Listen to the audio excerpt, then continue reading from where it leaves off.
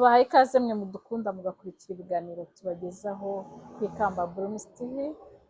Ni Sisi Zahara ngarutse kubaganiriza nk'uko mwakomeje kubitwereka, nk'uko mudukunda, nk'uko mukomeje kudushyigikira, ntabwo tubifata nk'ibisanzwe. Ni ukuri turabashimira, muri abantu b'umumaro. Imana ibahe umugisha aho muherereye hose hose, ibyo murimo bibahire. Mwisange muri studio za Ikamba Blooms TV. Turi kumwe na Hajati nk'ibisanzwe, aba yaduteguriye byiza byinshi, turaganira ku bintu bigiye bitandukanye. Ni karibu. mwakoze. Bagarutse ngewe na Sisi tuganira ku bintu bimwe na bimwe muri rusange, No kubamara irungu, no kumarana irungu no kubamara irungu, no kungurana abakunzi ibitekerezo bacu babona hari icyo twaganira, bakaduha ibitekerezo bati ejo muzaganire kuri iki, uwo binyuze akadushimira muri komenti, akanatubwira muri komenti ko yabyumvishe. urwaye gripe se? Ajya ati naje urwaye gripe? ukaba wambatije twajya atari titire ariko umuntu abona harya ngo umuntu aba yabanje kujya imaka.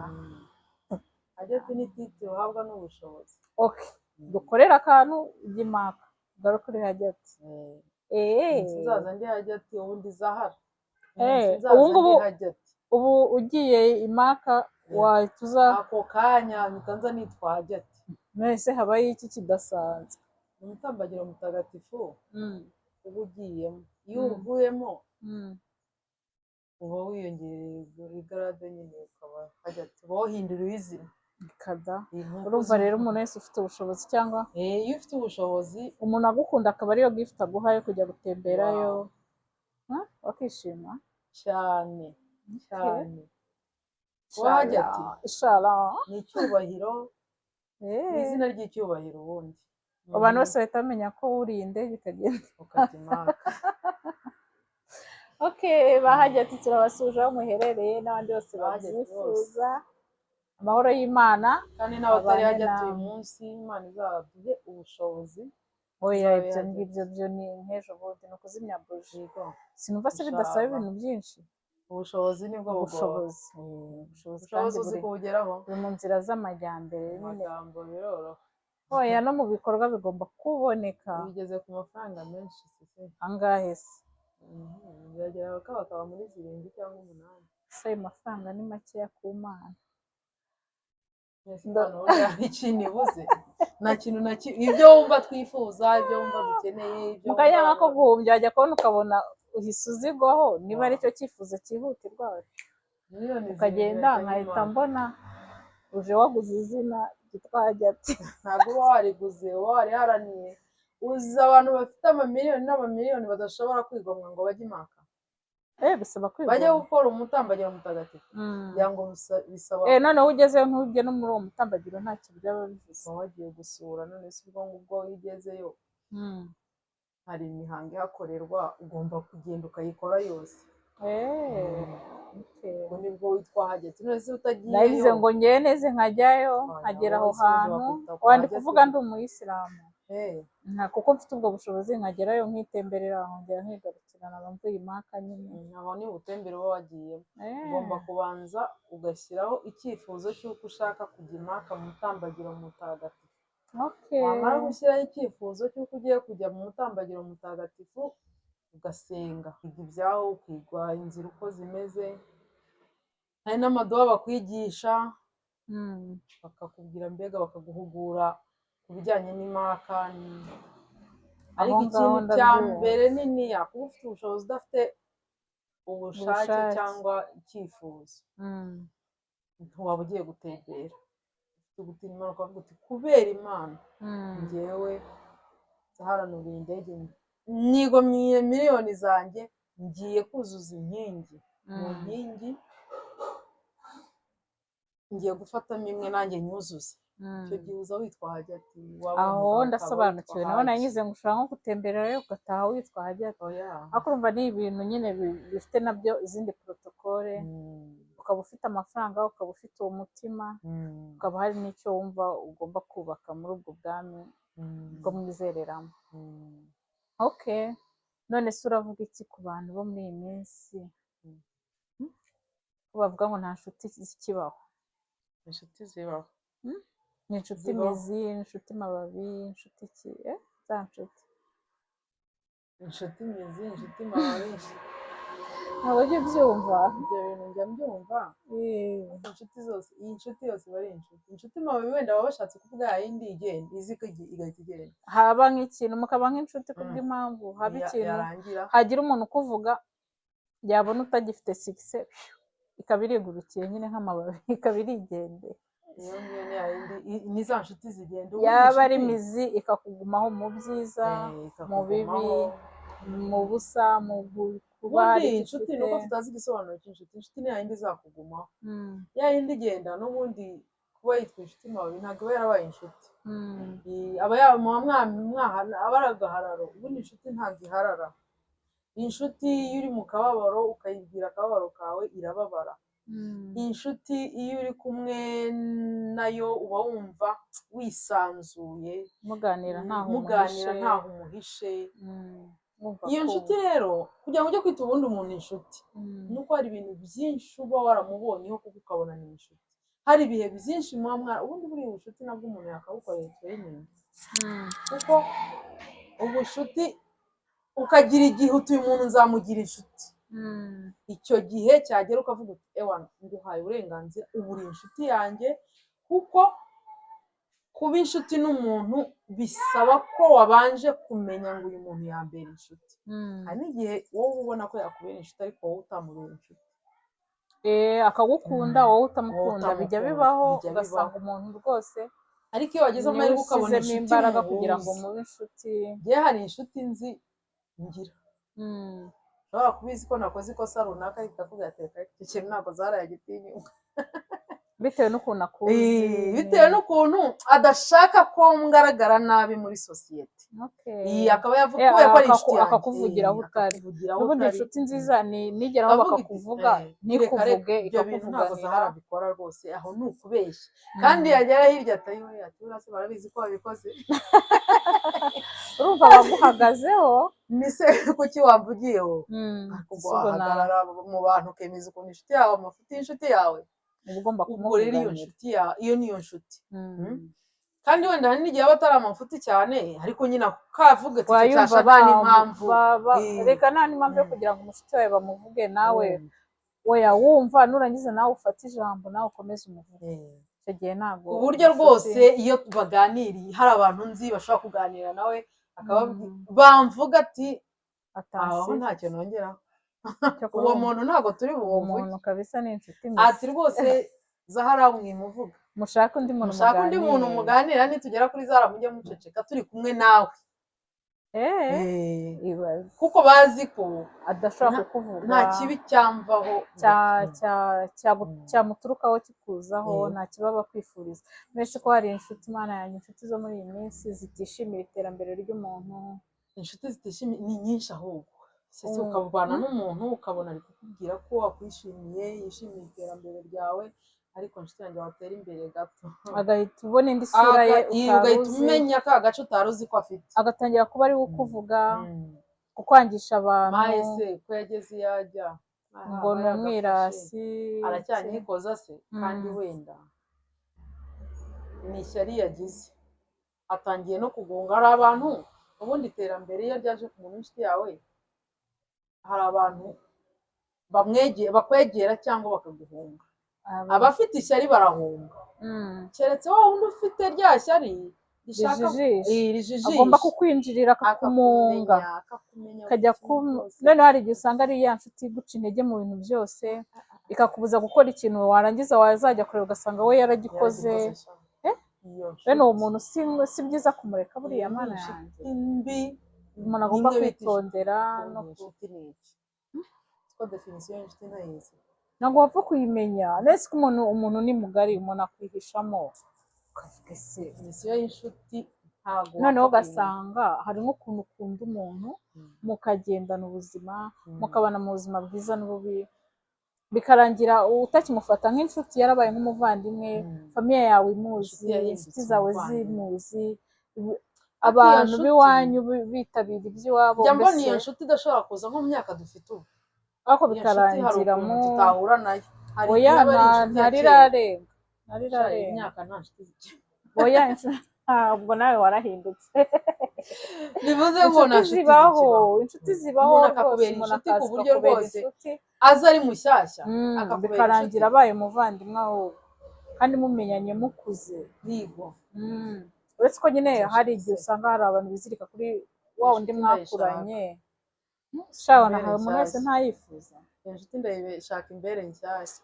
izo nanjye nshuti inshuti zanjye mfite ni ndazishimiye aho iza kera ziherereye iza kera aho gusanga muba muri inshuti pe ariko kubera igihe kubera isi mutabonana ariko iyo ugasanga ari inshuti hari yawe agira gutyo ukajya kubona akabona ati se muvandi y'amakuru ugasanga muraburanye arongera ukuntu araguhamagaye n'iki akaba ari wa muntu mwabaga muba ari inshuti wabaguze zanjye rwose mba nkumbuye muramvuga ngo nzajya kubasura za nzajya kera za kera sha dufitanye utubanga twinshi inshuti ariko bari rero ku mutima kimwe n'uko hari umuntu ashobora kuba ari inshuti yawe ishaka gukunda ari inshuti yawe ubona ari inyangamugayo ariko wowe ntubihe agaciro nabyo kandi bibaho izo nshuti zibaho pe ugasanga umuntu ni inshuti yawe ibintu byose arakwereka ko muri kumwe ariko wowe ukabona ntumwitaho ntumufate iyo nshuti ntuyiteho nyamara iyo nshuti yakubera inshuti kurusha abandi ujya ushyira imbere ikibazo ntabwo umuntu abimenya cyangwa hari bisobanukirwe igihe uba ubizi hari abantu b'inshuti banjye ngiye bizi ko bankunda ari inshuti pe rero ngewe iyo umuntu nzi ko ankunda pe nanjye ndamukunda ariko nyine kubera umwanya ukaba utabona umwanya wo kumusura nanone iyo ukabura umwanya wo kumusura ariko byibuze ugafata telefone ngewe mpa agaciro inshuti kuko inshuti yanjye ukamuhamagara ukumva uko ameze fata umwanya nkayihamagara kuko kwa kundi inshuti urayishatse urayibuze uratangiye uti inshuti twaraburanye ubuse we kubera icyo atampamagara none ko hari igihe wandikira umuntu agahita akubwira ngo ko wabuze kandi ni wowe umwandikiye cyangwa ngo ko wanyanze ngo ko wagize gute ngewe biriya bintu icya mbere mfashe telefone ndaguhamagaye nari nkukumbuye nta nubwo ubanje kumva icyo nkubwira ngo ko wanyanze ngo ko wabuze ubanje kumva igituma nguhamagaye ni uko ngukumbuye cyangwa nshaka kumva uko umerewe cyangwa nanjye kukubwira uko meze ako kuhita ubwira umuntu ngo waranyanze kandi unyibutse ute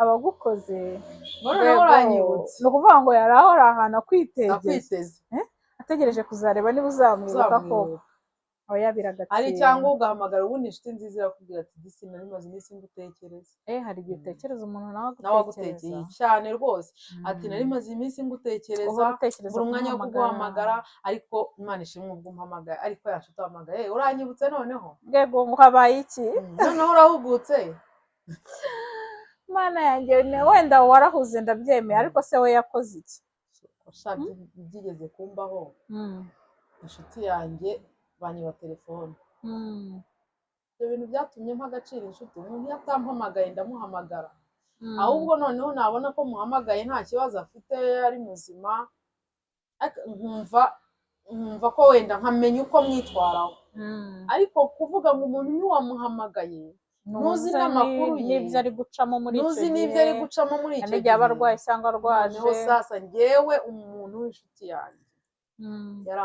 naramuhamagaye hari mu kwezi kwa karindwi turavugana amakuru dupanga gahunda yo guhura baba banyibye telefone mbura impuzi yambwira ati ariko mumaze iminsi nararwaye nkagira ngo ni kwa kundi umuntu arwara igashira telefone ndayibura nimero ye noneho aho nshyiriho nimero yanjye ndavuga ubwo ntahinduye nimero azampamagara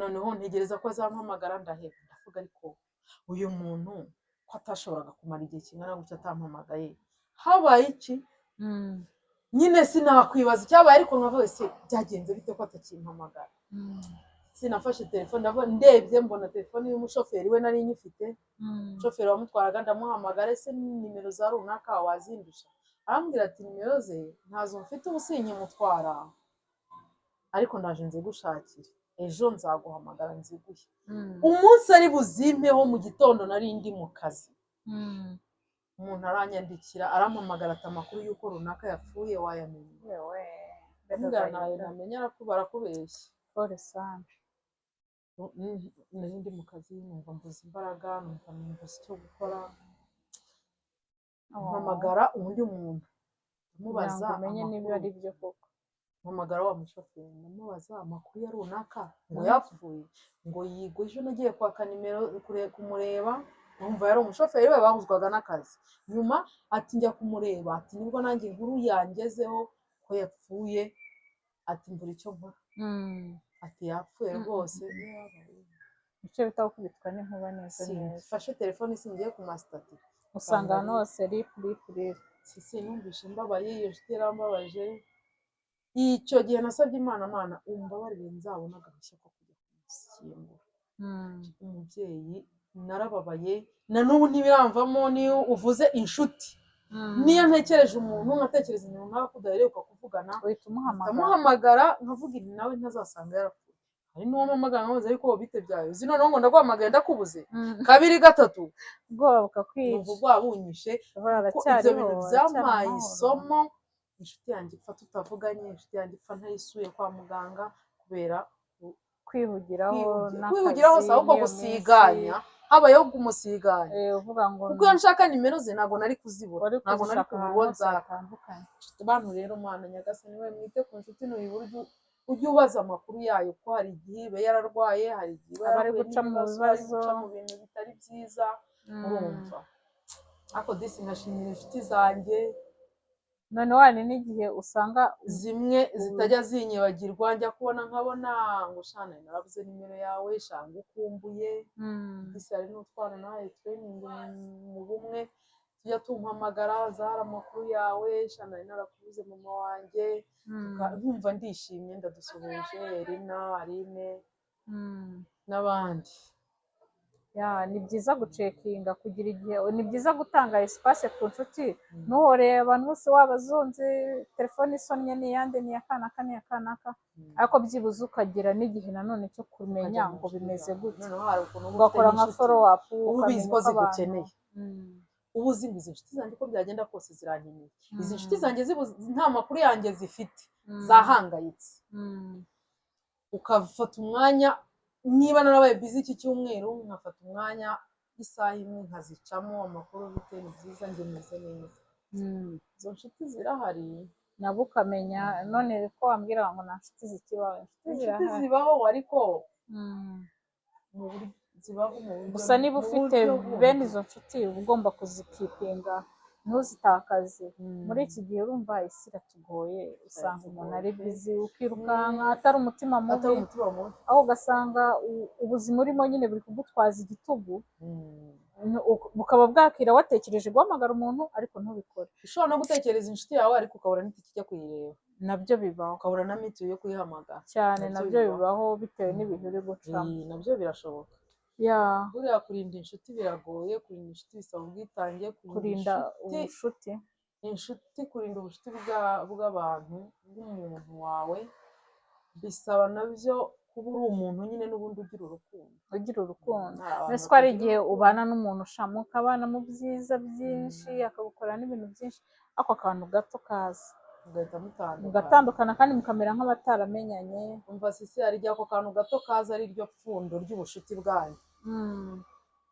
urugero, mwari inshuti, buri kintu cyose mwafashanyaga, ryabanga wavuze uzi neza ko ryakurimbura, wacitswe, wananiwe kubika, cyangwa wenda uri mubwiye, ega n'ukuntu tumena amabanga yacu bitewe n'ikiganiro wagiranye n'umuntu. Akenshi iyo umuntu muganira byanze bikunze uravuga, noneho ukajya kumva ryabanga rivuze ahantu bitari ngombwa ko ryumvwa, ariko uwo muntu ibi nawe yaragukoreye byose ubiha agaciro. nanjye mpita numva hari ukuntu nyine. rero hari igihe cya kintu mupfuye riba ari ryo pfundo ry'ubucuti bwawe. ndavuga mana we, niba inshuti yawe wayikundiraga ko ikumva ikagutega amatwi, hari umuntu ubasha kumva ukamubwira ukumva, akagutega amatwi ukumva arababaye, niyo ntacyo yakumarira, akaba yanakwifashisha abandi kugira ngo usubire muri mudu cyangwa agire icyo agufasha. noneho uwo muntu ugasanga bibaye ngombwa ko ikintu yagufashije cyakugiriye n'umumaro yakibwiye nk'abandi, yashyize ku karubanda, uhita wumva ucitse intege. niyo mpamvu rero ugahita utekereza ibintu byose wamubwiye, ubundi umenya ikintu wapfuye n'umuntu, ariko hari akantu k'amafuti ugapfa n'umuntu ukavuga ese kara byari ngombwa ko ugapfa tubanza hano ari satani waje aritambika kabisa mu bucuti bwacu. satani we mubeshyera Satani ni muraziranye umukara. abantu ntibaziranye nawe ariko sha ibintu byose ni satani None iyo ibintu satani bitari Imana umwangavu. biba ari satani, ese ko habaho ubwami bubiri, ubw'umwijima n'ubw'umucyo. Ubwo rero iyo wahisemo kimwe, ibibi nyine tubishyira kwa Mbese si satani, ibyo tubwirwa ariko nibyo twemera kuko nibyo. Ubu se ibintu byinshi ntitugendera mu kigare, ubu ninde wakubwiye ko kwanika umwenda uhindurije? Hari ibintu byinshi tuba twarakuze tuzi ngo ni gutyo bikorwa, sibyo? Ugakura nyine wumva ari uko niko twabisanze, Warabifashe ugasanga ni nako tuzabisiga. Turi bande bo kubihindura? si uko Turi bande? ubwo rero satani twemeye ko aba yitambitse Hari igihe aza akitambika mu mu nshuti, we. kandi sha iyo nshuti yari kuzakugira umumaro mu minsi iri imbere, kuko ibibona umumaro izakumarira agahita yitambika, mukaba murashwanye mupfuye n'ubusa, mupfuye ikintu mwabasha kwiyunga. Ubundi twebwe Bibiliya itubwira ko urukundo rubabarira byose, rutwikira amakosa ubundi yose. ikintu nakuboneye ikintu kizakugeza ku iterambere.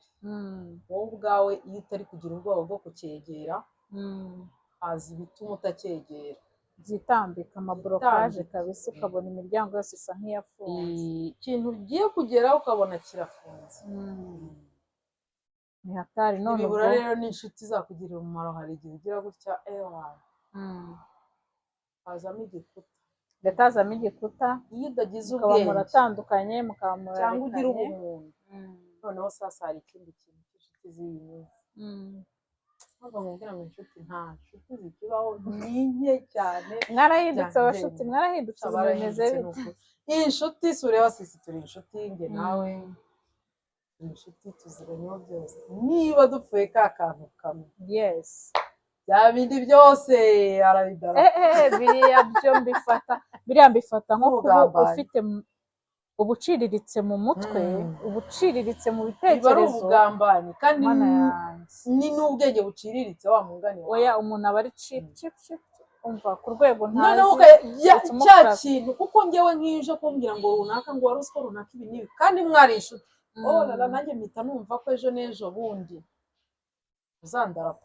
N'ubundi abazahita ntabwo uwo muntu namugira inshuti. Umuntu uzaza akubwira amafuti y'inshuti ye, akubwira ibyo yaganiriye n'inshuti ze, uzaba uri tayari ko nawe ejo ibyo mwaganiriye atari bubirenza. abazahita bivuga. None se abarindaranye ubutumwa reka. Yego iyo nshuti, izo nshuti rero niyo mpamvu nsigaye ntinya inshuti. Yewe inshuti ndiwe itinyuka igasubira mu byo mwaganiriye, akabivuga ngo noneho akajya muri za nshuti zanyu mwagiyemo, kandi urumva mwavuze atari ubujajwa, ari ukwiganirira nyine byandi tuganira. Agasubira inyuma akagenda akabivuga, ugasanga hari inshuti ufite muvuganye ibintu mubivuganye atari ubujajwa, akaba afite ukuntu abyumva akazajya kubisubiramo ku bundi buryo, kandi noneho abivuga yivanyemo, yivanamo gushanga agahinda karanyishe ngo nararize, kandi mwese akaguteranya. buriya rero uwo muntu uzi ikintu ugiye mukorera, ndamwumva nkamwihorera, akazagibona na ya nshuti turi kumwe, ariko ukamureka wenyine ibyo mwaganira, ukamureka ukagabanya ubucuti, bigabanuka, ukagabanya ubucuti. Ugasanga umuntu mu inshuti yawe, hari ikindi kintu nabonye ku inshuti, ugasanga umuntu mu inshuti yawe pe araza, wenda muri abagore mwese mufite ingo, sisi ugasanga ni inshuti yawe, ndaje niba nje kugusura nkakomanga hodi aho uri hose uti karibu, aho kugira ngo ya nshuti yawe yicare muri salo we no mu cyumba aho uri. Ego ku mana yanjye, no mu cyumba aho ukajya kubona ukabona inshuti. Niyo mpamvu mu nshuti ugomba kugira limite, ukagira ahantu bagarukira. Aho ukabona gusanze mu cyumba aho uri atitaye. Ibintu byiza mu buzima, uruguzi rurimo umugabo n'umugore, oya ugomba kirazira ko winjira mu cyumba cyabo. Rega niyo yaba atari niyo cyaba ari icy'abana, icara muri salo uhabwe karibu. Inshuti yawe ubundi keretse wenda ni inshuti ziba zarahanye uburenganzira. Oya ariko niba utuha umuntu uburenganzira mu rugo rwawe, abagomba ibintu birahinduka. Hari ibintu njya mbona ukazi kwinjira ahantu tayari mu gikari, tayari wakasa ahantu hose tayari. Ugomba kugira limite, mugabanye ibyo bintu nabyo. Kuba uri umuntu w'inshuti, mwubahe, ugiraho ibyo ugomba gukora, aho ugarukiriza. Niba ari inshuti yawe umuganire, ugire ibyo ugomba kumuganiriza, nawe ibintu ubona bishobora guteza ikibazo ujye ureka si byo rata yose mukagera no mu buriri ntagire na kamwe usigaze. Umva ibyo bintu tuzabigarukaho, ndumva ari hatari. Ni ikiganiro, ni ikindi kiganiro pe, kuko abantu bagomba kugira limite, bakamenya aho ibintu ubucuti bugomba kugarukira, mu kubahana, sibyo? Mukundane, mumenyane, ariko ntimumenyerane. mukundane, kumenyerana, ugasanga umuntu yarakumenyereye arakora ibintu ku buryo cyangwa umuntu akaza n'umugabo udahari, waharira isoni urumva akaza udahari, hari umukozi ukajya kumva ngo mpa ya sakoshi y'amabuye, mana we mbabarira ibintu tuzabivugeho ubutaha ngo mpa wa mwenda wa kuko ni birebire, ni cyangwa birebire. ugasanga arabaza umukozi, ariko hari igihe ufite umukozi uri umwana mwiza utapfa gukuraho ikintu, abanza guhamagara nyir'ubwite. cyangwa akavuga ngo bivanye n'ukuntu ababonanye bigomba guhinduka. Niba uri inshuti n'umuntu ntukamumenyere, umva mukundane ariko ntimumenyerane kameme. winjiye umuntu yakubwiye ati murwara anniversaire cyangwa hari ikirori, uraje cyangwa tujya gusurana bisanzwe, uraje utivayo mu rugo usure, feri ya mbere umusanze mu cyumba cyangwa ataranabyuka wakwicaye tayari aho hantu ugahita uhamusanga. ni amakosa akomeye, ni amakosa akomeye cyane. ibyo bintu bihinduke. ndababujije inshuti zinjira zikaninjirira umuntu, nazo ntabwo ari nziza, nazo ndazibujije. murakoze cyane ku kiganiro cyiza twagiranye, twizere ko n'abadukurikiye baryohewe. naho ubutaha. Bye bye.